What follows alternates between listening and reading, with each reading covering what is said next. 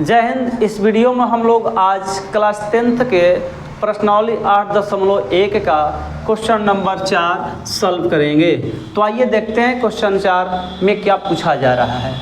कह रहा है क्वेश्चन कि यदि 15 cot a बराबर 8 हो तो sin a और sec a का मान निकलना है। इस क्वेश्चन में पहले से आपको दिया गया है 15 cot a बराबर 8। तो आपको निकालना क्या है? आपको निकालना है साइन ए का वैल्यू और सेक ए का वैल्यू निकालना है। तो सबसे पहले हम यहाँ कॉट ए का वैल्यू निकालेंगे। कॉट ए का वैल्यू कैसे निकाल लेंगे? देखिए यहाँ बीच में क्या है, गुना का चिन्ह है, इंटू का चिन्ह है, तो ये गुना में उधर जाएगा तो क्या होगा, भाग हो जाएगा। यानी कॉट ए बराबर हो जाएगा 8/15। अब कॉट ए यानी कॉट थीटा बराबर क्या होता है, साइन कॉस टेन, टेन का उल्टा होता है, यानी आधार बटा लंब होता है। क्या होता है? आधार बटा लंब। यानी यहाँ से आपको आधार मिल गया 8 और लंब मिल गया 15। आधार लंब आपके पास निकल गया। जैसा कि हम जानते हैं कि किसी भी त्रिकोणमितीय अनुपात का वैल्यू निकालना होता है तो सबसे पहले आपके पास आधार चाहिए, लंब चाहिए और कर्ण चाहिए।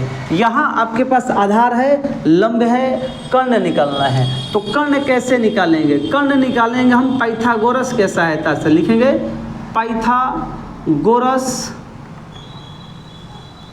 प्रमेय से। पाइथागोरस प्रमेय से निकालेंगे। कैसे निकालेंगे बाबू? कर्ण बराबर। कर्ण बराबर क्या होता है? कर्ण बराबर होता है रूट अंडर आधार स्क्वायर जोड़ लंब स्क्वायर जोड़ लंब स्क्वायर। चलिए आधार कितना है? आधार है 8, तो 8 का स्क्वायर कर देंगे। लंब है 15, तो 15 का स्क्वायर करेंगे। 8 का स्क्वायर कितना हो जाएगा? 64। और 15 का कितना हो जाएगा बाबू? 225 हो जाएगा। अब इसको जोड़ेंगे तो कितना होगा? 4 5 9 हो जाएगा, 6 2 8 हो जाएगा, ये 2 हो जाएगा। 289। 289 कितना का होता है? 17 का होता है। यानी 289 का वर्गमूल हो गया 17। यानी आपके पास से कर्ण भी निकल गया। अब आपके पास से कर्ण भी आ गया जी। कर्ण कितना आ गया?